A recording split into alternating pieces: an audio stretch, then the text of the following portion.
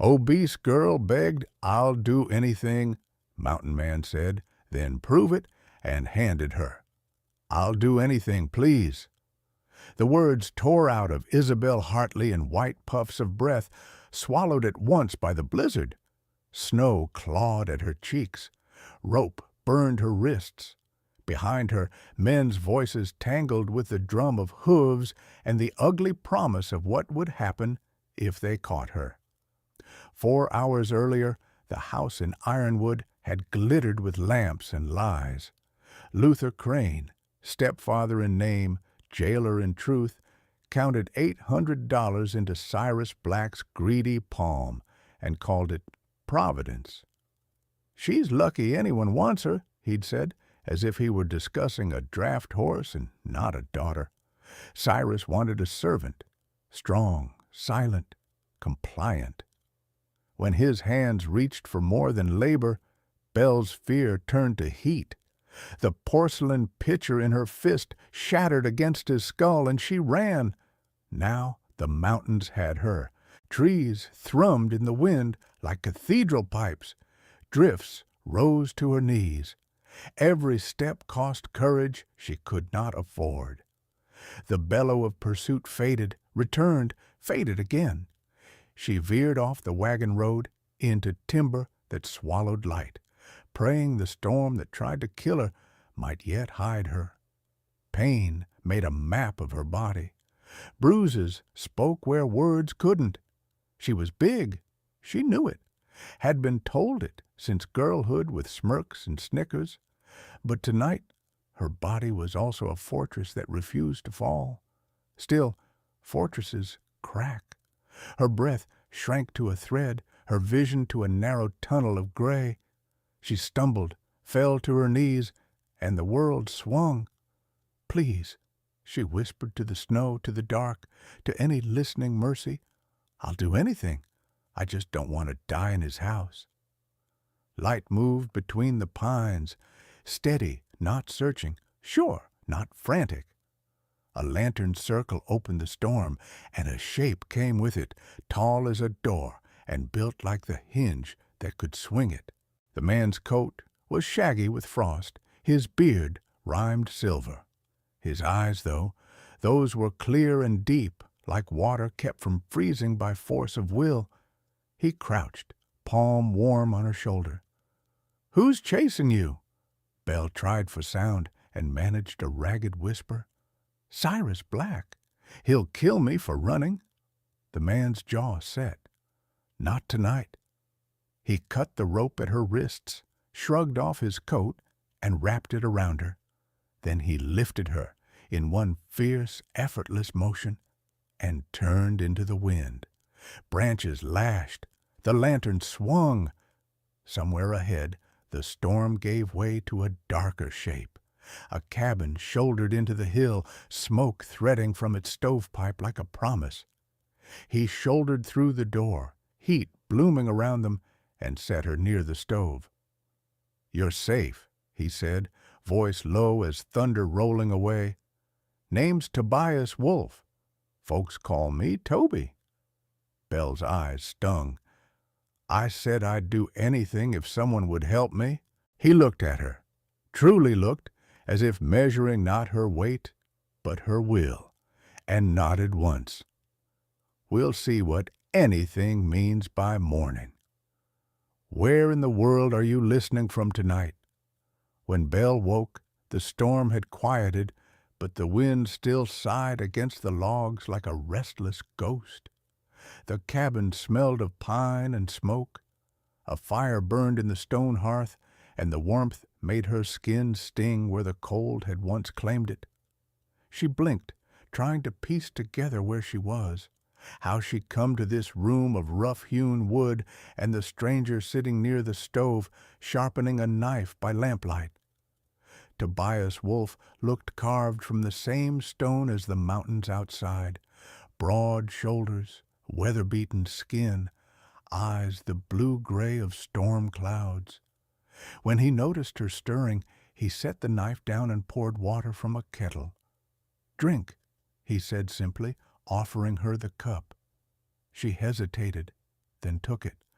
"Thank you for saving me." He nodded once, as if thanks were unnecessary.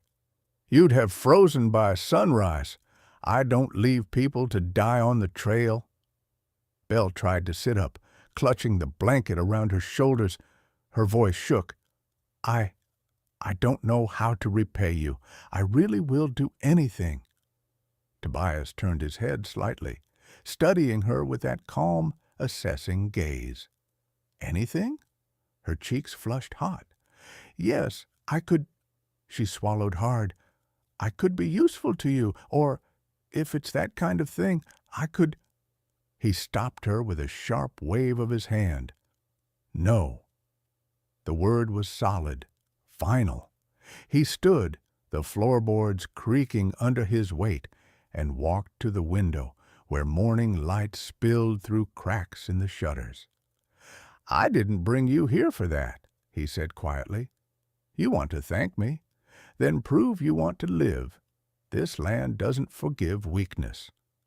Belle blinked in confusion. "Prove I want to live? How?" Tobias turned, opened a trunk near the wall, and pulled out a small axe. The handle gleamed smooth with use. He held it out to her. "Start with this," he said. "You learn to chop wood, you'll keep the fire going. You learn to hunt, to cook, to mend, you'll keep yourself alive. I won't have a woman in my cabin who thinks she has to sell herself to survive." Belle stared at the axe as if it were a challenge, or perhaps a test she'd been waiting her whole life to take. Her hands trembled as she reached for it. "It's heavier than it looks," she murmured. He allowed the corner of his mouth to lift, almost a smile. "Everything worth keeping is." That afternoon, Tobias took her outside. The snow had crusted over, glittering like powdered glass. Behind the cabin, a line of stacked logs marked where he'd spent the morning cutting wood.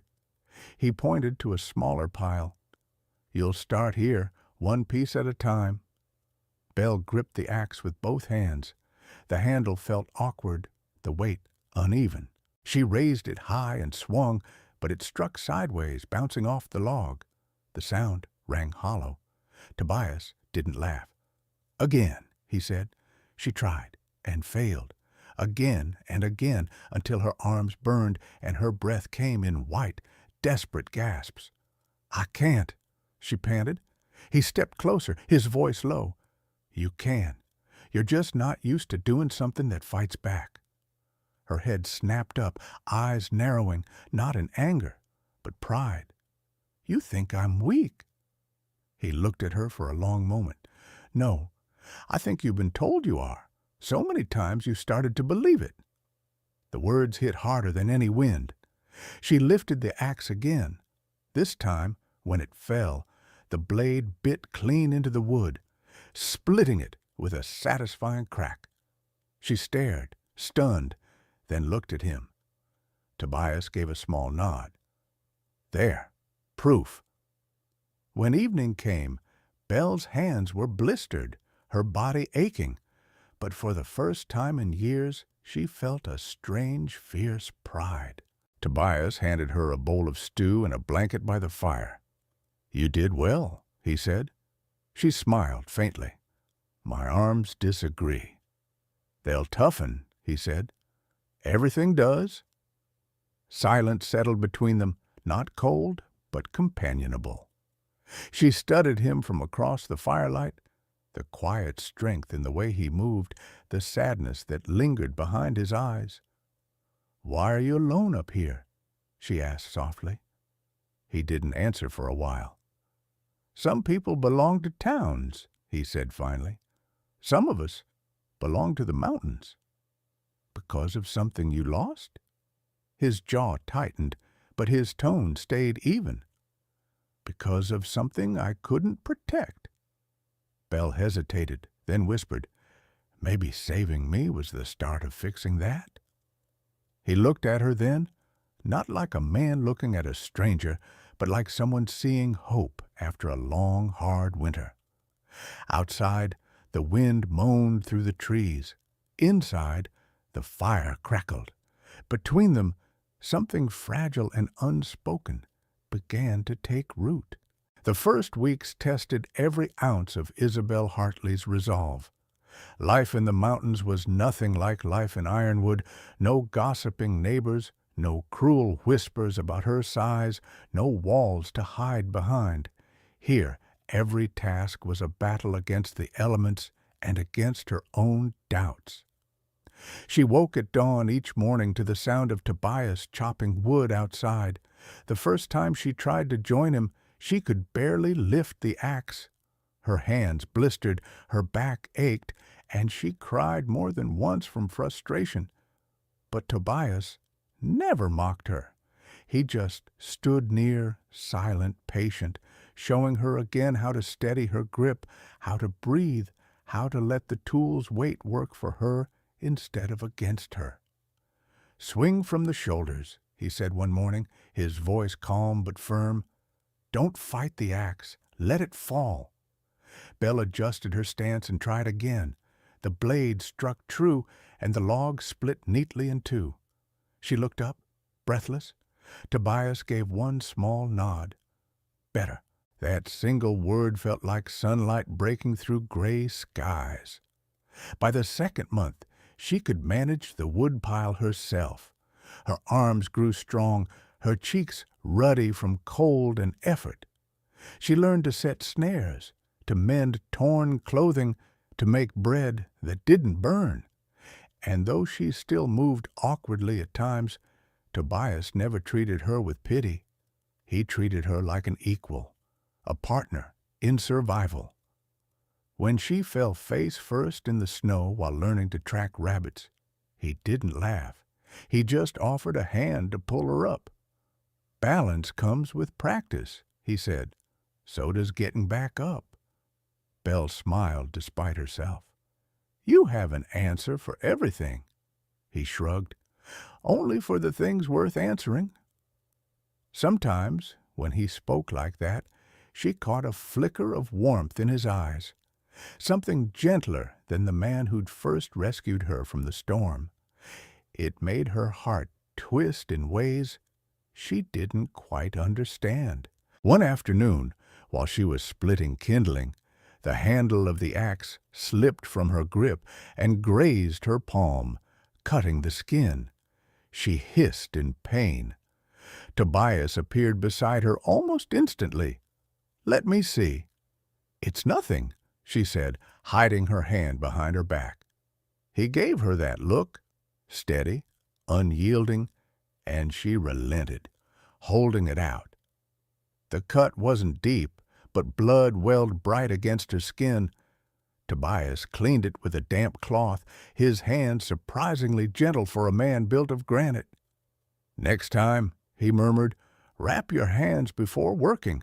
The wood doesn't care if it bites." Belle's heart hammered.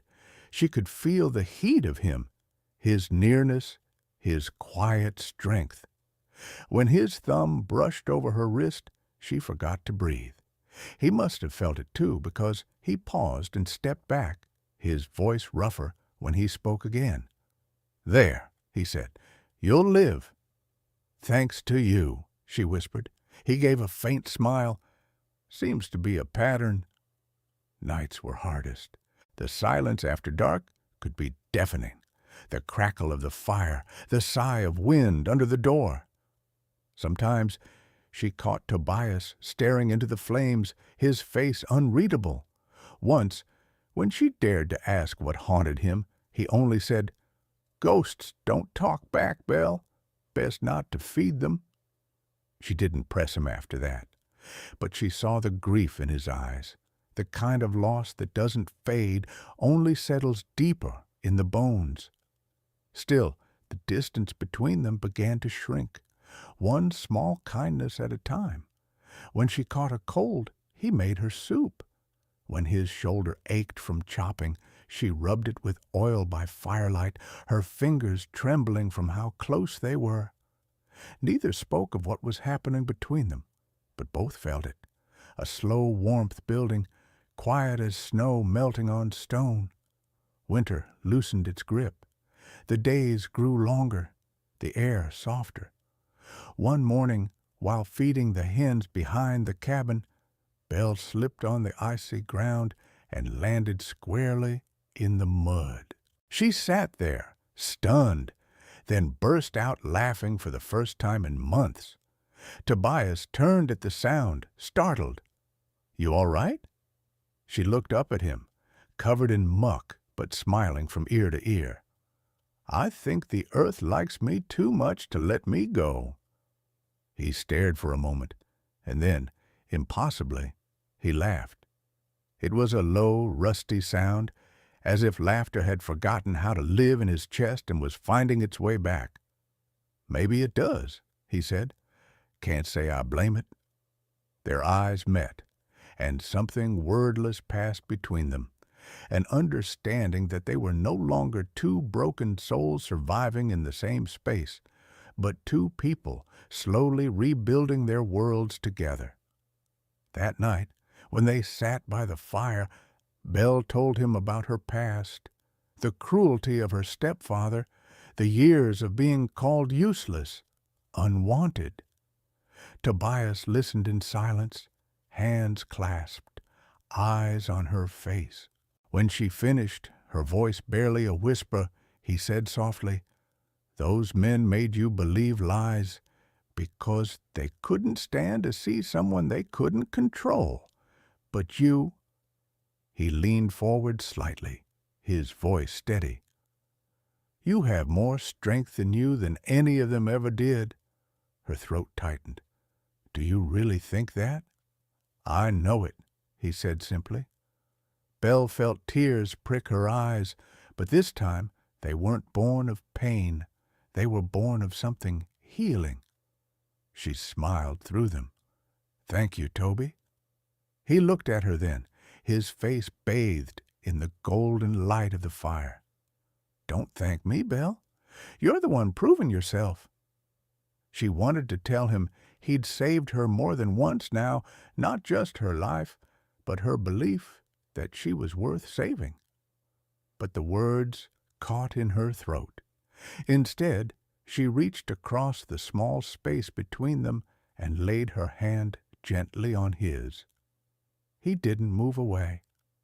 Outside, the wind had gone quiet. Inside, the fire burned steady, two hearts learning warmth again. Spring came late to the mountains that year. The snow melted in silver rivulets down the hillsides, the streams ran high and fast, and wildflowers pushed through patches of thawing earth. Belle loved it all. She loved waking to the sound of birds instead of the whip of wind, to Toby's slow footsteps outside the door instead of the echo of anger in her stepfather's house. She had built a life here, one she never thought possible. The cabin, once a cold refuge, now felt alive. There was laughter sometimes, even singing when she dared. And Toby, stern, quiet Toby, had begun to change too. The shadows behind his eyes had softened, replaced by something she couldn't name but felt whenever his gaze lingered too long. Yet peace in the wilderness rarely lasted. It happened one afternoon while Belle was collecting water from the creek. The air was sweet with the scent of pine, and sunlight shimmered on the water. She bent to fill her pail, then froze. Hoofbeats. She turned just as a rider emerged from the trees. The man was thick-shouldered, his face half hidden beneath a wide-brimmed hat, but she knew the voice before he even spoke. "Well, I'll be damned," Cyrus Black drawled, reining in his horse. The runaway sow found herself a pen. Belle's blood ran cold. "Stay away from me." Cyrus smirked, dismounting with a grunt. $800, girl. That's what you cost me. You think I'd let that debt walk off into the snow?"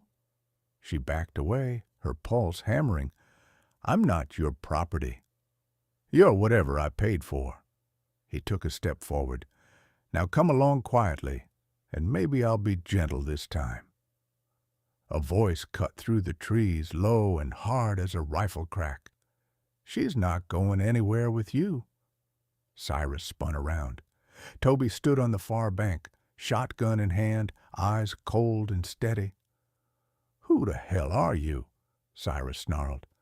"The man you should have prayed not to find you?" For a moment, even the creek seemed to still. Toby's voice held no anger, only certainty, the kind that came from years of surviving what others couldn't. Cyrus sneered. "You think you can stop me, mountain man? She's mine by deal and witness." "There's no deal that makes a woman a thing," Toby said. "You're not leaving these woods with her." Cyrus laughed, mean and sharp. "Then maybe I'll just take both of you." He lunged for his revolver, but Toby fired first. The blast echoed across the valley, sending birds wheeling into the sky. Cyrus stumbled, clutching his shoulder, howling with rage. "You'll regret that," he roared, staggering toward his horse. "You don't know who you're dealing with." But Toby was already moving. He crossed the creek in 2 strides, ripped the gun from Cyrus's holster, and slammed him back against a tree. "I know exactly what you are," he said. "A coward who thinks hurting others makes him strong." Cyrus spat blood. "You can't keep her. She'll come crawling back when you're dead." Toby's jaw flexed. For a moment Bell thought he might kill him right there, but instead he stepped back, lowering the gun. "You've got one chance to ride out of here and never look back. Waste it, and I bury you in your own shadow." Cyrus glared at him, eyes burning with hate. But the sight of Toby standing unflinching before him broke whatever courage he had left. He mounted his horse, clutching his wound, and spat into the dirt. "You'll pay for this, both of you. I'll be back." He rode off into the trees, the sound of hooves fading like a curse carried on the wind. That night, the cabin glowed warm with firelight, but Bell couldn't stop shaking. Every creak outside felt like footsteps. Every gust of wind whispered, "He'll come back." Toby sat at the table, cleaning his gun. "He's gone for now," he said, not looking up. "But men like him don't forget when they've been beaten." Bell swallowed hard. "Then he'll come again," he nodded slowly. "Probably." She stood, hugging herself. "Maybe I should leave. If he's after me, you'll be in danger because of it." Toby rose then, towering over her but speaking gently. "You think I saved you just to let you walk back into his hands?" "Toby, no." His voice deepened, fierce and quiet. "You're not running anymore, not from him, not from anyone." Her throat tightened. "Why? Why risk your life for me?" He looked at her for a long moment, the firelight flickering across his face. "Because when I found you that night, I thought God had sent me one more person to protect. I failed my family once. I won't fail you." Bell's heart broke at the rawness in his voice. "You didn't fail them," she whispered, "and you won't fail me." 2 nights later, Toby reinforced the door and laid extra rounds by the window. Bell insisted on helping. When she handed him a hammer, their fingers brushed, just a fleeting touch, but enough to make her breath catch. He glanced at her, something unreadable in his eyes. "You're shaking." "Not from fear," she said softly, "from everything." He looked down, almost smiling. "You've changed, Belle." "So have you," she replied. They stood close enough that the space between them seemed to hum. Then Toby said quietly, "If Cyrus comes back, we finish it. Together." She nodded. "Together." He brushed a lock of hair from her face, his calloused thumb lingering just a moment too long. "You're stronger than you know," he murmured. Bell met his gaze. "You're the one who taught me how." It was dawn when Cyrus returned. 3 men at his side, rifles glinting in the pale light. Toby saw them first through the frost-fogged window. "He's back," he said. Belle's blood turned to ice. "What do we do?" He loaded his gun, calm as a man chopping wood. "What we must." The sound of hooves drew closer, then a shout. "Ironwood!" Cyrus bellowed. "Send her out, and maybe I'll leave your corpse in one piece." Toby stepped outside, the rifle steady in his hands. "You've had your warning." The men raised their guns. The first shot cracked, then another. Smoke filled the air. Belle ducked inside, firing through the window when one of Cyrus's men rushed forward. Toby fought like the storm itself, silent, relentless, every movement certain. When it ended, 2 of Cyrus's men lay in the snow, another crawling away. Cyrus, bleeding and broken, fell to his knees. "You should have left her," Toby said, voice low. "Now you'll live with the fact that she didn't need saving. You did." He turned away, leading Belle back toward the cabin. Behind them, the forest swallowed Cyrus's last curses. That night, as they sat by the fire, Belle whispered, "It's over." Toby looked at her, truly looked, as if realizing for the first time what she meant to him. "No," he said softly, "it's beginning." The days after the fight passed in a blur of silence and rebuilding. The snow had melted for good this time, and the earth smelled of pine sap and wet soil. The forest was alive again, fresh, green, full of birdsong, but something inside Belle had changed forever. She no longer flinched at the sound of footsteps or thunder. The fear that had ruled her life for so long had finally lost its voice. Tobias spent the mornings mending the fence line, Belle the afternoons tending to the small garden she'd planted near the porch.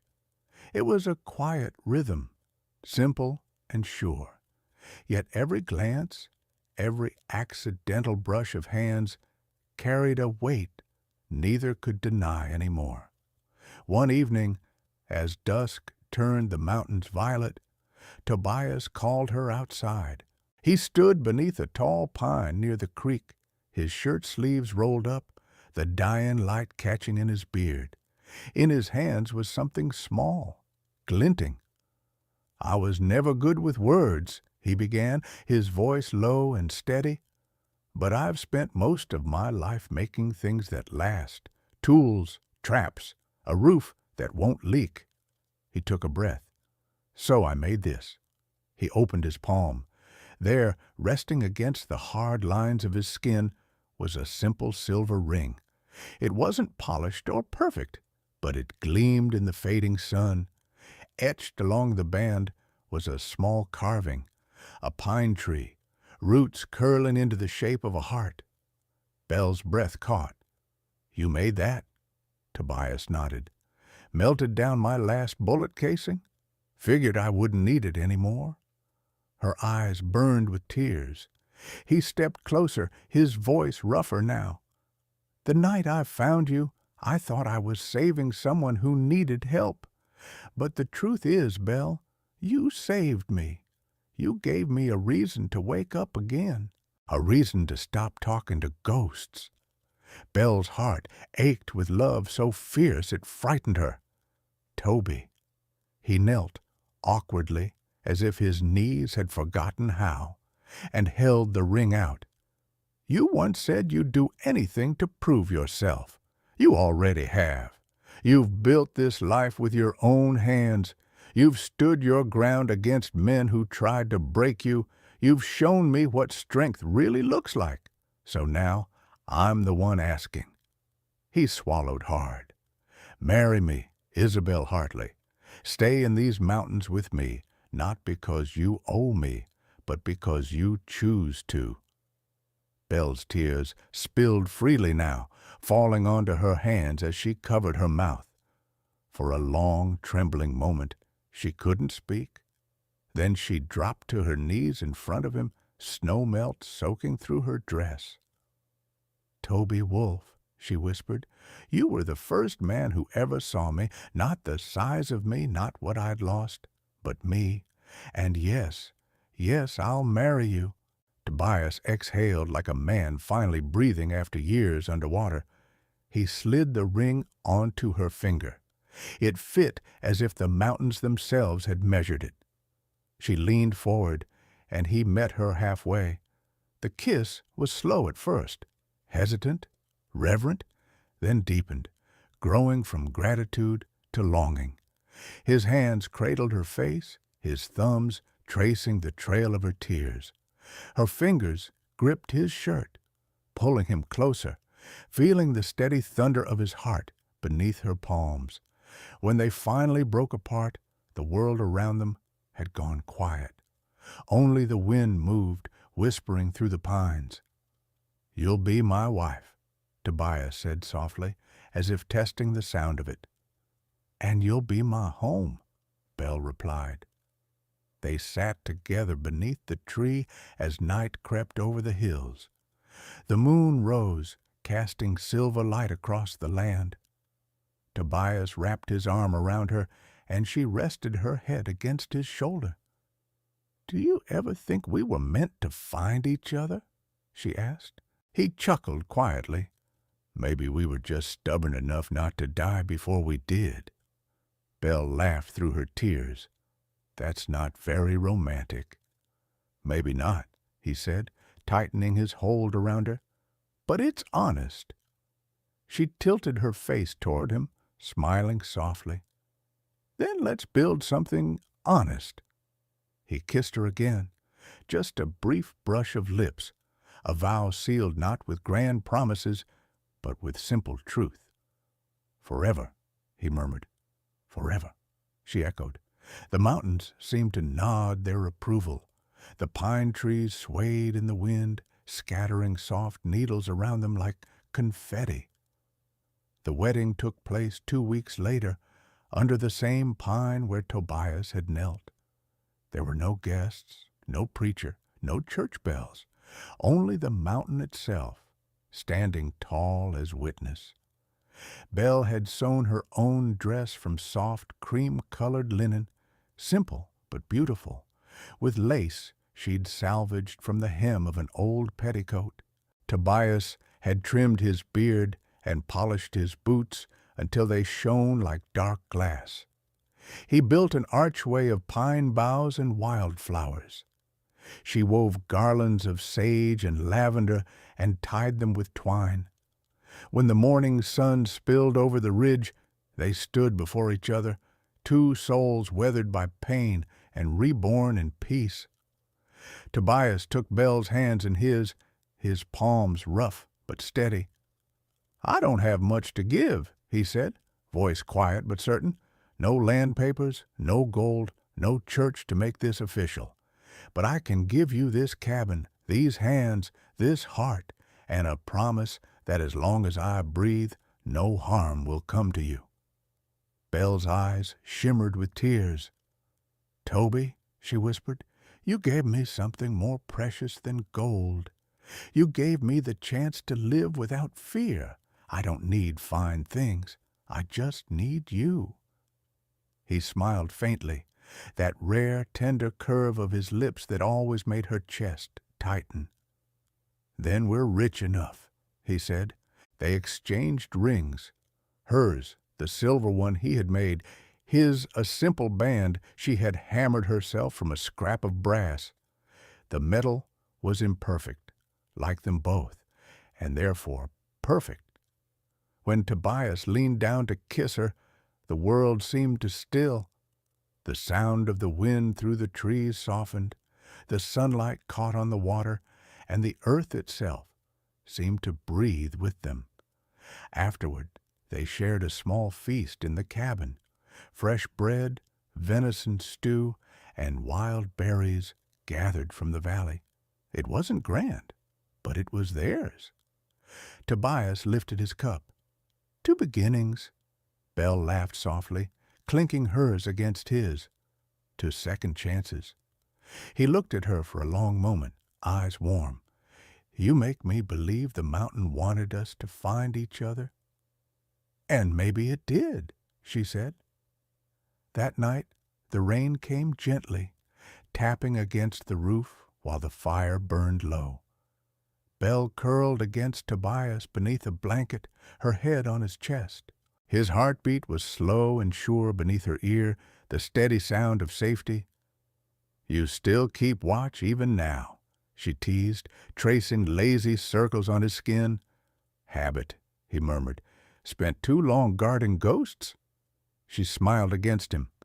"Then guard me instead." "I already do." He tilted her chin up and kissed her again. Soft at first, then with a hunger born not of loneliness, but of devotion. The fire flickered, painting their faces gold. In that moment, they belonged not to fear or the past, but to each other completely. Months passed. Summer arrived, and with it, a gentler rhythm. They built a small chicken coop. Belle planted more herbs. Tobias taught her how to ride his horse, laughing when she nearly fell, but caught herself just in time. Every day held some small proof of joy. Bread rising perfectly in the oven, sunlight filtering through pine needles, the sound of Toby's voice humming low while he worked. One evening, as the sky blushed pink, Belle stepped outside to watch the sunset. Tobias came up behind her, wrapping his arms around her waist. "You look like you belong here," he murmured. She leaned back into him. "Maybe I always did. It just took me a while to find the right place." He kissed her temple. "And the right man." She laughed softly. "That too." They stood like that for a long time, the wind weaving through the trees, the mountains rising eternal around them. For the first time, Belle felt the word home settle deep in her bones. When night fell and the stars appeared one by one, Tobias whispered, "If someone told me years ago I'd love again, I'd have called them mad." Belle turned in his arms. "If someone told me I'd ever be free, I'd have said the same." He smiled, pressing his forehead to hers. "Then I suppose madness brought us both peace." Outside, the wind rustled the pines, a soft, eternal applause for two hearts that had finally found shelter. 2 years later, the mountains of Idaho bloomed green again after another long winter. The air smelled of wild honey and pine resin. The creeks ran full, and the valley echoed with the cry of hawks circling high above. Inside the small cabin by the river, laughter drifted out through the open door, soft, unrestrained, alive. Belle sat by the window, cradling a small boy wrapped in a wool blanket. His name was Samuel Wolfe, born in the heart of a snowstorm, just like the night his mother had once been saved. His eyes were Tobias's clear blue, but his smile was hers, bright and stubborn. Tobias crouched by the hearth, feeding wood into the fire. His shoulders had grown broader, his hair streaked faintly with silver, but the quiet strength in him was unchanged.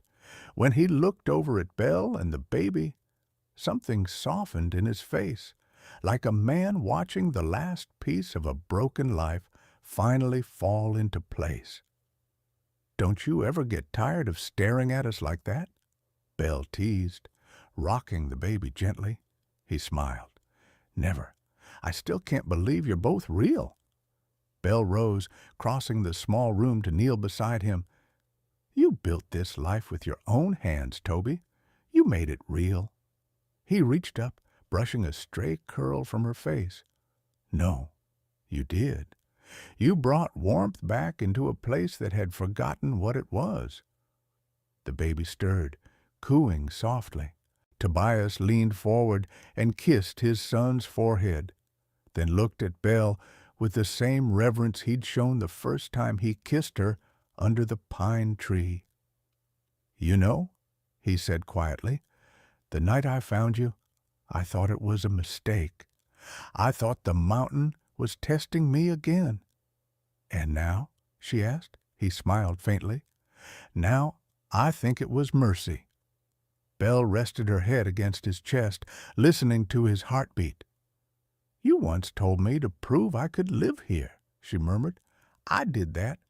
But what I never told you is that you taught me why life was worth living again." Outside, the wind rose gently through the pines, the same song it had sung the night they met, only softer now, as if the mountain itself were at peace. The fire crackled. Samuel let out a sleepy sigh. Tobias wrapped an arm around Belle and whispered, "You're safe here, both of you, always." Belle looked into his eyes and smiled. "Then we're home." And there, in the quiet glow of the firelight, surrounded by the endless wild that had once nearly killed her, Isabel Hartley Wolfe finally understood what Tobias had meant that first night when he handed her the axe. He hadn't asked her to survive for him. He'd asked her to live for herself. And together they did.